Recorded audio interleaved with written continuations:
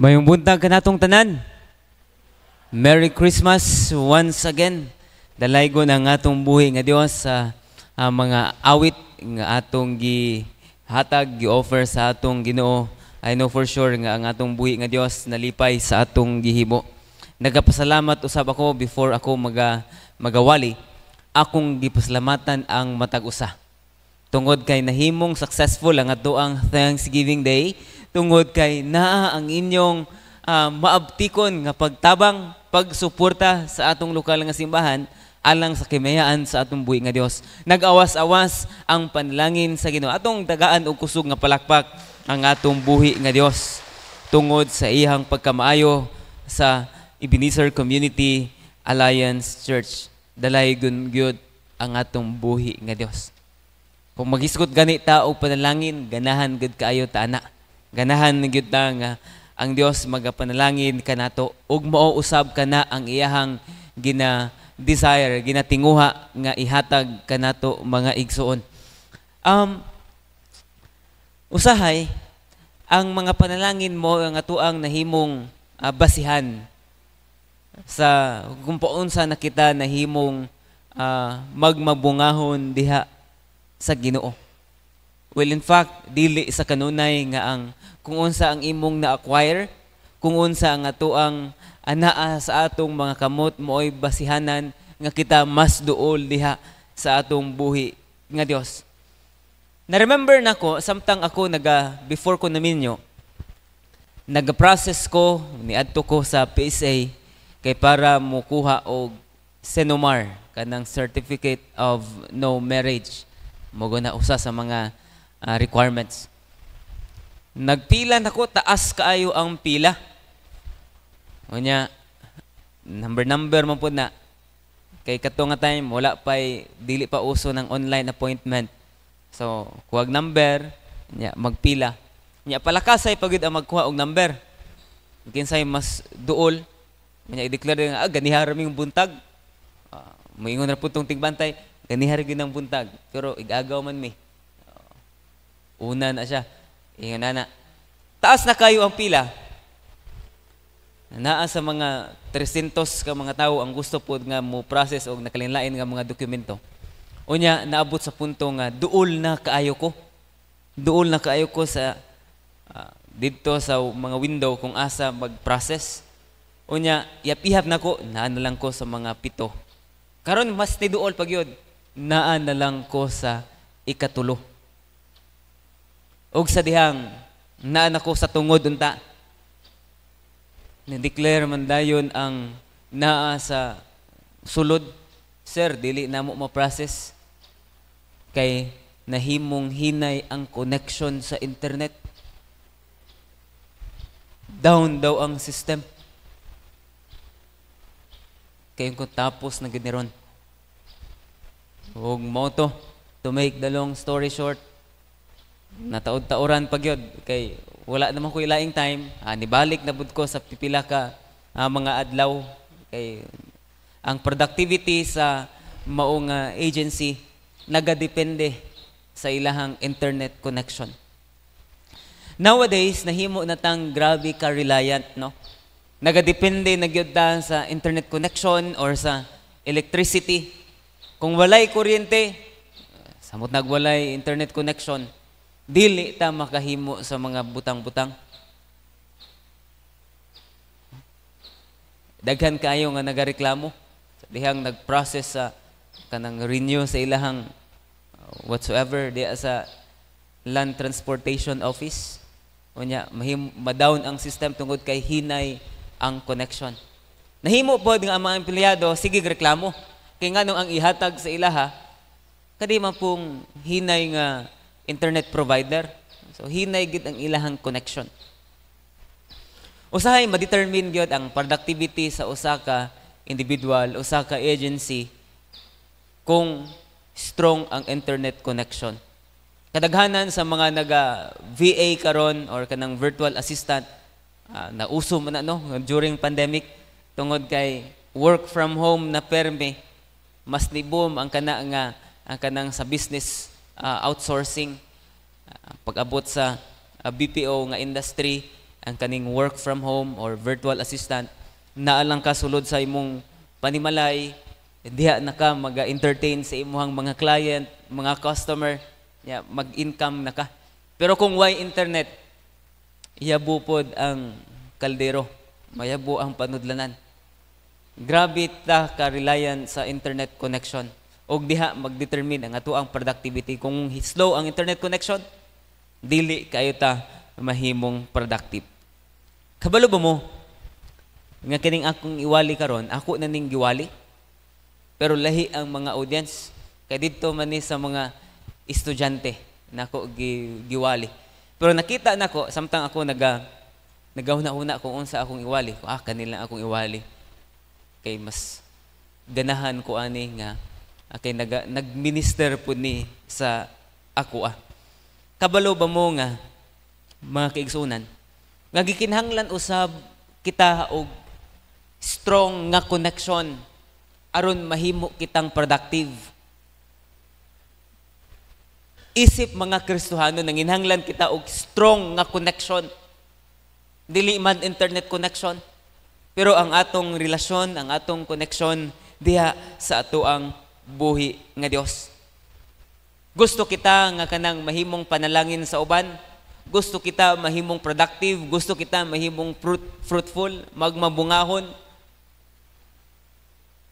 Kumusta man ang ato ang connection sa ato ang buhi nga Dios? Nasayod ta nga ang Ginoo ang Dios sa mga panalangin. Amen. Kita nga mga tao nagatinguha sa kanunay nga mapanlanginan sa Ginoo sa spiritual, physical, material, sa tanang aspeto sa atong kinabuhi. Ang pangutana, ato ba nga enjoy? Tinatamasa ba natin ang mga biyaya ng Panginoon sa ating buhay? Usahay, makaingon ta nga wala gyud. Tungod ka in the first place, nahimo mang weak, nahinay man ang ato ang connection sa Dios sa panalangin. Nahinay man ang atong connection sa Dios nga nagahatag sa maong mga panalangin. Well, nganong wala na to gina-enjoy ang pagiging productive. Wala na to na-enjoy ang pagiging fruitful. Tungod kay questionable ang ato ang connection diha sa atong buhi nga Dios. Kung imong nadala karon ang imong Biblia, palihog ko og abli diha sa Juan 15. Magsugod sa 1 hangtod sa 11. Ako kini nga pagabasahon ug pwede lang kamo musunod sa hilom mga igsuon ko. Matud pa sa Juan 15, ako mao ang matuod nga punuan sa paras ug ang akong amahan mao ang tig-atiman. Ang tanan nakong sanga nga wala na munga, iyang pamutlon ug tanang sanga nga namunga, iyang pulungan aron kini mamunga og daghan pa. Kamo nangahinlo na tungod sa pulong nga akong gisulti kaninyo. Pabilin kamo kanako ug ako diha kaninyo. Sama nga ang sanga dili makapamunga sa iyarang kaugalingon, gawas kun magapabilin kini sa punuan. Mauusab kamo, dili makapamunga, gawas kun magapabilin kamo kanako. Verse 5, ako mao ang punuan sa paras, kamo mao ang mga sanga. Ang magpabilin kanako ug ako diha kaniya, siya mamunga og daghan. Kay kun kamo bulag kanako, wala gayud kamoy mahimo. Kun adunay dili magpabilin kanako, isalibay siya sama sa sanga og malaya. Og pundukon kini og giitsa ngadto sa kalayo og mga sunog. Kun kamo magapabilin kanako ug ang akong mga pulong magapabilin kaninyo, pangayo kamo og bisan unsa nga buot ninyo og himuon kini alang kaninyo. Pinaagi nini ang akong amahan napasidunggan nga namunga kamo og daghan og nahimo nga akong mga tinun-an. Sama nga nahigugma kanako ang amahan, ako usab nahigugma kaninyo. Busa, pabilin kamo diha sa akong gugma. Kung magtuman kamo sa akong mga sugo, magpabilin kamo sa akong gugma. Sama nga ako nagtuman sa mga sugo sa akong amahan, ug nagpabilin diha sa iyahang gugma. Kini nga mga butang, akong gisulti kaninyo, aron ang akong kalipay magapabilin diha kaninyo, ug ang inyong kalipay mahingpit. Ang atong buhi nga Dios nagpanalangin na sa pulong nga atong gibasa. Ang kini nga particular nga passage sa Juan 15, kung imong basahon, gisulti kini ni Jesus ngadto sa iyang mga tinun-an, samtang naa sila dito gapaharuhay-haruhay sa lamesa, no? Kay nangaon ni sila before dakpon, lutoson o gilansang sa cross si Jesus, naa ni sila sa lamesa. Kanya, mauna ni ang punto nga nihawa na si Judas. Nag-perform ni, nangaon ni sila sa ilahang last meal, no? The Last Supper, ang tawag ani nga time, samtang nagsulti si Jesus sa mga pahimangno. Mao po ni nga time nga kundiin, kung imong tanawon ang John chapter 14, si Jesus, iha na po nga gihupay, gi-comfort ang iyang mga disipulo.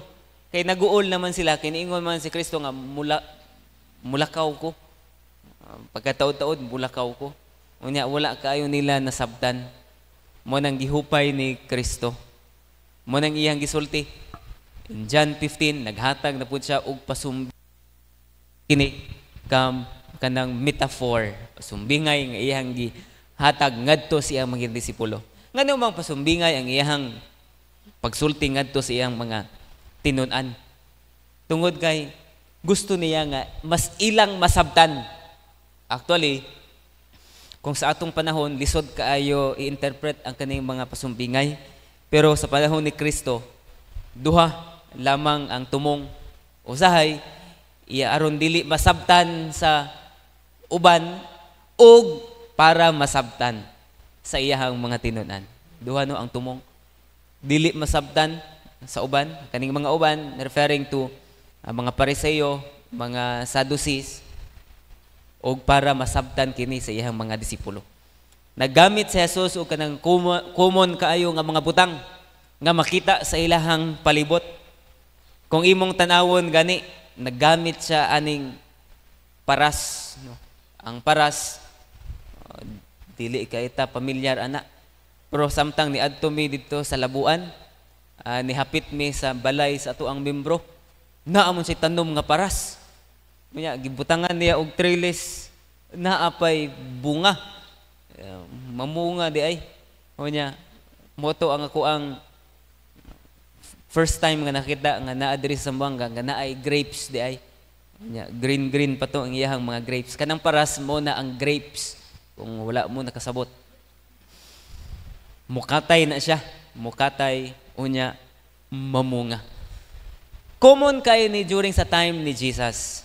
Tungod kay ang uban nga mga tribo sa Israel natudluan naman paunsa mag-cultivate sa yuta.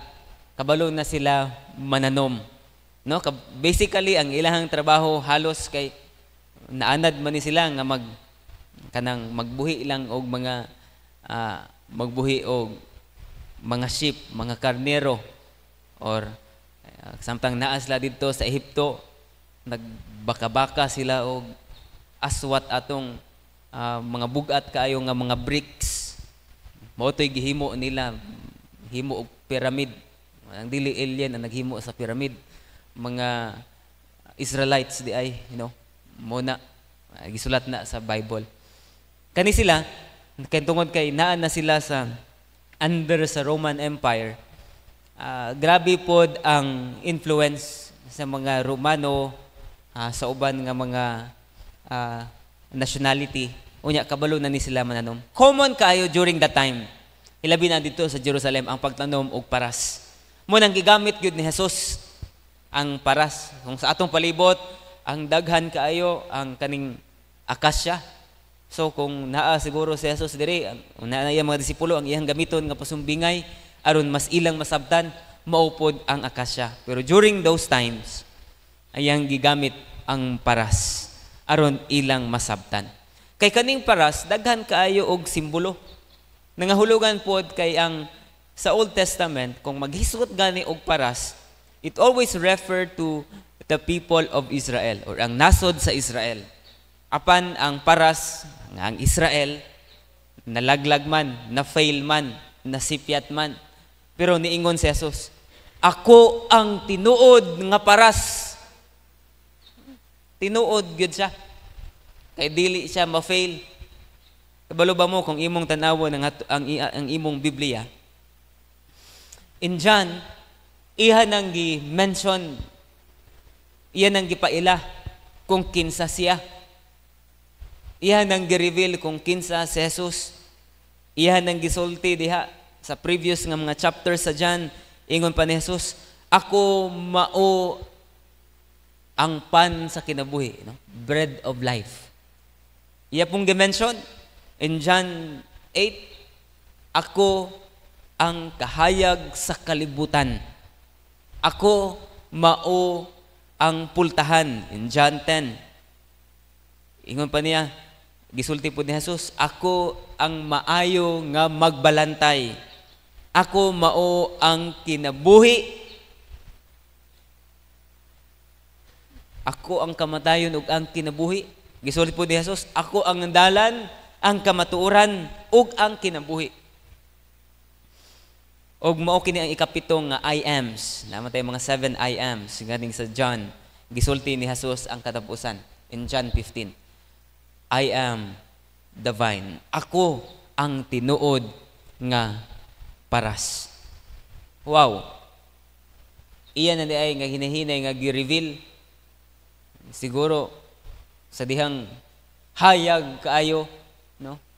Hapit na mungit-ngit, niya nagkaguliyang sa kangit-ngit ang iyahang mga disipulo ni unsa. Ako ang kahayag sa kalibutan.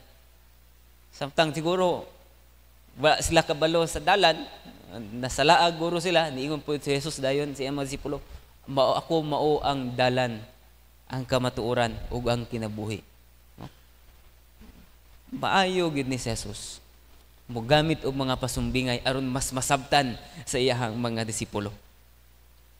Now karon, gihatagaan og kabug-aton ni Jesus ang kaning paras. Ingon pa niya, ako ang tinuod nga paras.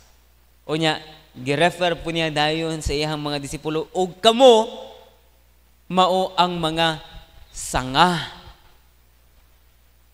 Siya ang tinuod nga paras og kita mga disipulo ni Kristo, kita ang iyahang mga sanga. Unsa ba ang function sa usa ka sanga? Ang sanga maoy kadalasan, no? Aside lamang sa uban nga mga punuan, kaning paras gyud in particular, musanga ni siya, unya diha sa sanga nimo makita ang iyahang mga bunga. Ang main function sa sanga is that mamunga. Ug iyang gitagaan pod og kabug-aton, giklaro gyud ni Jesus, kun ang sanga wala nakatapik, dili connected sa tinuod nga punuan sa paras, dili kana siya mamunga. Pasumbingay nga ihang giklaro gayud sa iyang mga disipulo. Iyang gisulti diha, ang tanan na kong sanga nga wala na munga, iyang putlon. Ang mga sanga nga namunga, iyaha kining pulungan, aron mas mamunga pagyod og daghan. Kung imong balansiyon, kung imong tanawon, ang desire gyud ay ni Jesus, isip usa ka punuan sa paras, naga-desire siya nga ang tanan niyang sanga mamunga. Dili kay pasanga-sanga ra kadiha unya way pulos, wa mo gyud pulos nang di mamunga. Mas maayo pang putlon, no? Putlon gina. Mo nang ang encouragement ni Kristo, since ako ang tinubdan sa inyong pagpamunga, unya kamo usab dili mo mamunga kung wala mo naka-connect sa ako Kinahanglan nga inyong i-develop ang kanang inyong connection diri sa kuha. Gusto ni Jesus nga ang atong relasyon diya sa iya aron kita mga pamunga, lig-on, strong ang ato ang connection diha sa Ginoo. Kaya aron ikaw ug ako maga pamunga. Murag binuang kaayo kung kita magpananghinambog ta nga ako grabe ko nga magmabungahon. Buutan kaayo ko. Taas kaayo akong pailob. Mo drive ko diha adto sa town. Kay taas kay akong pailob. Kung naay mo aksyon agi mo overtake sa ko, ako ra nang pa-overtake kon. Ako pa nang smilean. Agi lang mo. Manghinambog ta kana nga mga bunga. Actually ang mga bunga diri nga gina-refer pod ni Kristo dili material, dili physical, kundi ang mga bunga, mga qualities of being a godly person. Bunga kini sa espiritu. Unsa man ang bunga sa balang espiritu? Gugma, kalinaw, kalipay, pagpaubos, no? Paglahutay. Mo kini ang mga bunga, mga qualities of a godly person, of a Christian person. Mga igsoon, dili gyud ta. Mahimong superficial, mahimong hambugiro kay ta kung moingon ta nga ako ang tinubdan sa akong mga pagpamunga, mga bunga. Dili. Imposible kaayo nga mahimo tang balaan, mahimo tang buutan, mahimo tang kanang taas og pailob. Magmalo lahutayon kun wala ta nakadepende, nakakonect diha sa atong buhi nga Dios. Mas maayo pa kung dili kita mamunga, no? Ang himuon ni Kristo, putlon. Unya, ang brutal kaayo nga ihang pagsulti, ang kaning diri sa verse, asa man to nga verse ang gisulti nga iyahag yun nga pagasunugon. Ang dili magapabilin, iyaha kini nga pagaputlon, isalibay kini, sama sa sanga nga malaya, pundukon kini iitsa ngadto sa kalayo og mga sunog. Ingon diya sa verse 6. Makahadlok man. Ang tinguha ni Kristo, kitang tanan, mamunga.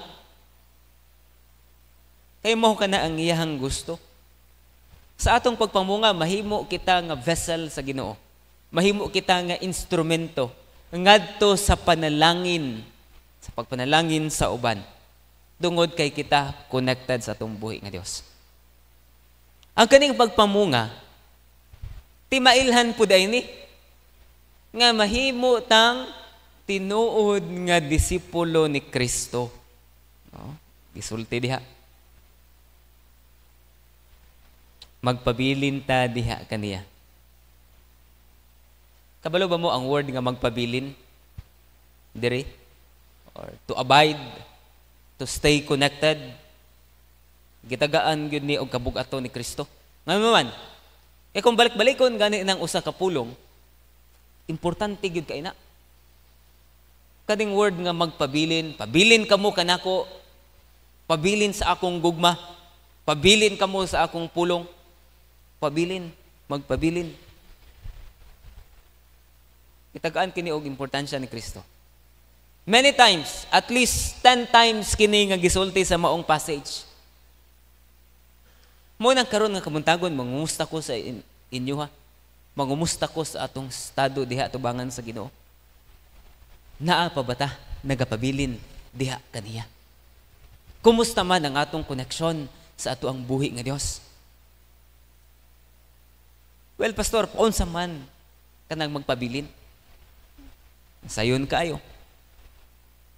Ang timailhan usab nga nagapabilin kita atong gina-enjoy ang presensya sa ato ang buhi nga Dios. Kun kanunay kita nga naga pamunga. Ang bunga gihapon ang timailhan nga kita nagapabilin diha kang Kristo. Ang bunga ang timailhan nga kita nahimong tinuod nga disipulo sa Dios. Ang bunga ang timailhan nga kita connected diha kaniya. Kumusta man igsuon? Kung mangutana kita sa ato ang mga membro sa pamilya, mangutana kita sa ato ang mga kasilinganan, nahimo batang magmabungahon? Or nahimo kitang stumbling block? Mao nooy mga rason nganong masilo ang mga tawo sa atong palibot. Kumusta man igsoon? Importante kaayo ang atong relasyon sa ato ang buhi nga Dios. Kumusta ang imong panahon sa pag-ampo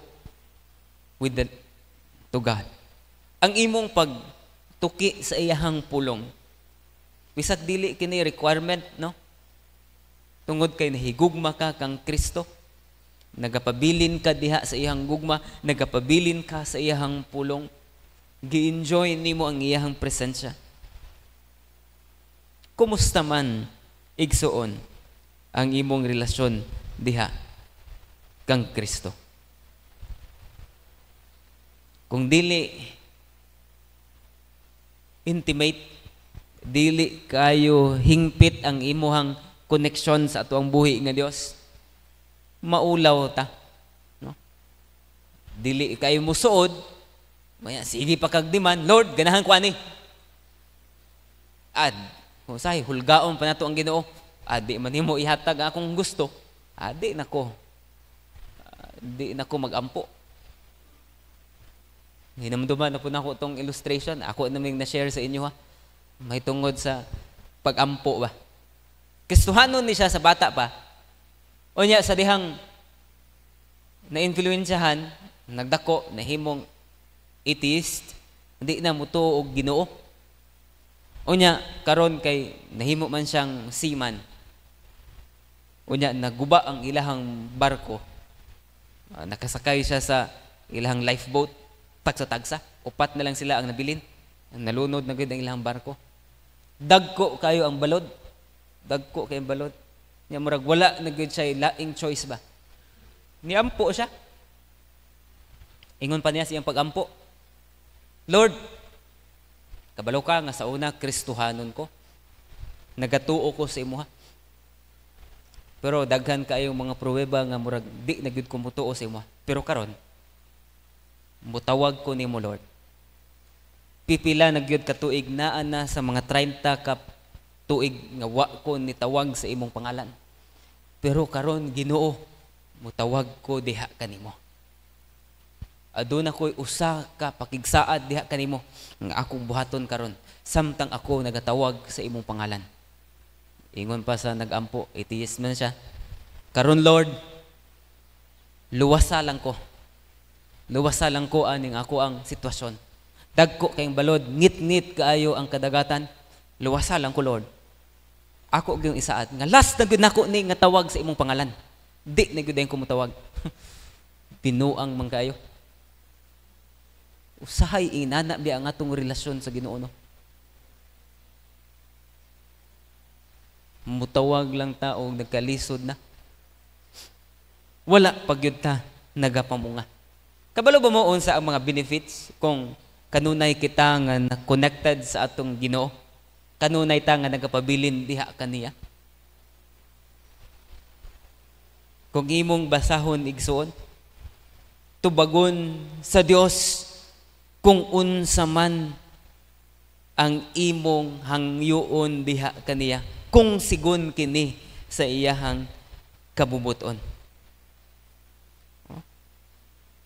Kung imong tan-awon in verse 7, kung kamo mao kini ang kondisyon, kung kamo magpabilin kanako ug ang akong mga pulong magpabilin kaninyo.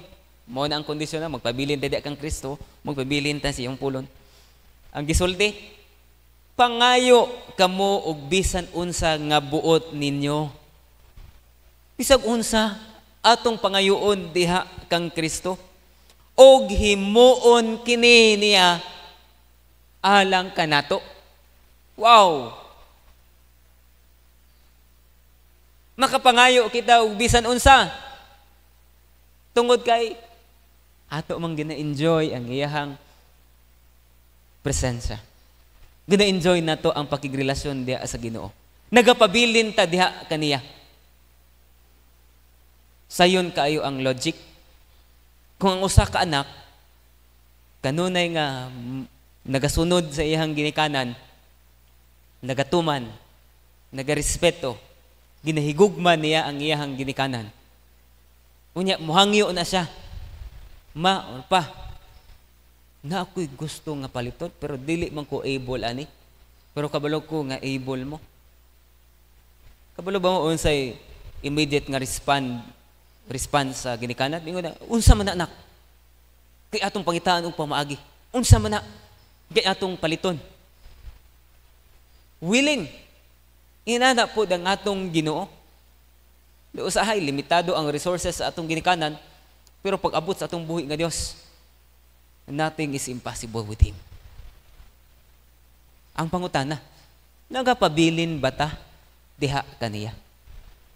Munang wala nato ma-enjoy ang iyahang mga panalangin tungod kay nahimulag man ta diha kaniya. So karon nga kabuntagon, gusto ko nga kitang tanan magapabilin diha kang Kristo. Amen? It should be non-negotiable. Dili pug nato ni ibaylo bisan unsa. Unsa ang imong gikabisihan? Unsa may mas gitagaan nimo og importansya? Unsa may mas gitagaan nimo og bili? Ang imong pakigrelasyon diri sa kalibutan or ang imong relasyon diha sa Ginoo? Usay mo overwhelm kaayo ta. Nga hutdo nato ang atong kusog, ang atong hunahuna, ang atong pagpaningkamot para lang ma-acquire ang mga butang diri sa kalibutan nga mahanaw man kini.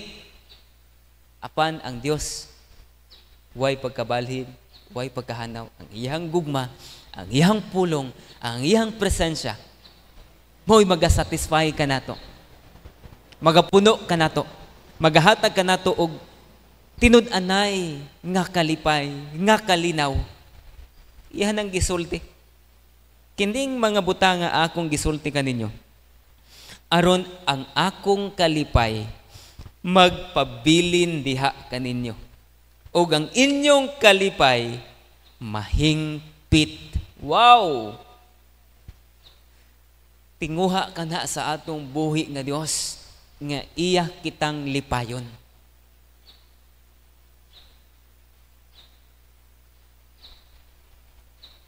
Kun kita bagapabilin diha kaniya.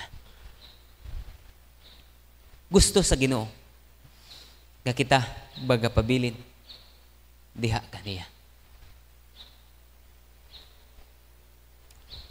Gusto ko nga atong iduko ang atong mga ulo. Ipiyong nato ang atong mga mata.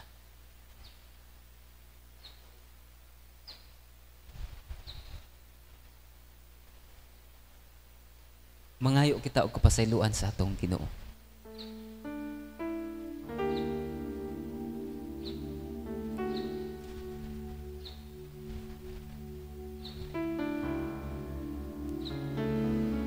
Ginoong Dios,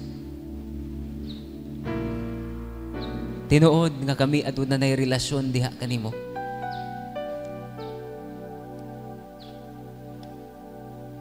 Aduna kami mga tinguha, Ginoo. Tinguha, mahimong magmabungahon. Tinguha nga imong pagagamiton alang sa imong kahimayaan.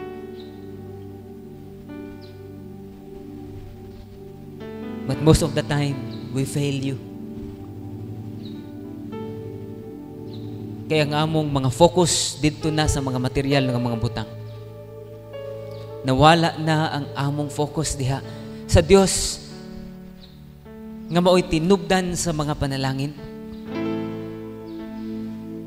Salamat Ginoo kay imo kami nga gi-remind karon nga kamuntagon nga ikaw nagatinguha di ay usab. Nga imo kami nga panalanginan sa imong presensya, sa imong gugma, sa imong mga panalangin. Gusto nimo Ginoong Dios nga kami mahimong productive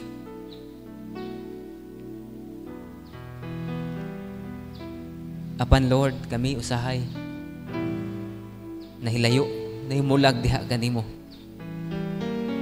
Tungod sa mga pagduha-duha, tungod sa kahadlok. Pasaylua kami Ginoo kung kanunay malupig kami, mapildi kami sa among tawhanon nga paghuna-una. O karon nga kabuntagon nangayo kami og kapasayloan diha kanimo. Hinluoy kami pag-usab. Gusto namo Ginoo nga mabalik ang among tinuod, nindot nga relasyon diha kanimo. Ang among connection. Kay amo nang nahibaluan nga kami imong mga sanga. Ug ang main purpose nimo Ginoong Dios, kung kami connected diha kanimo, gusto nimo nga kami maoy mahimo nimo nga instrumento nga magabitbit sa imong mga bunga nga ri kanamo. Pasayloa kami. Salamat sa imong kapasayloan Ginoo. Salamat sa imong pulong nga nagabadlong kanamo. Nagatudlo kanamo. Kung paunsa namo uy posisyon ang among mga kaugalingon, ubos sa imong halangdon nga presensya. Dalaygon ka o Dios sa walay katapusan. Mahimaya ka sa kinabuhi sa imong makanakan. Sa pangalan ni Jesus. Amen ug amen. Atong tagaan og kusog nga palakpak ang atong buhi nga Dios. Magapabilin kita diha kaniya. Amen.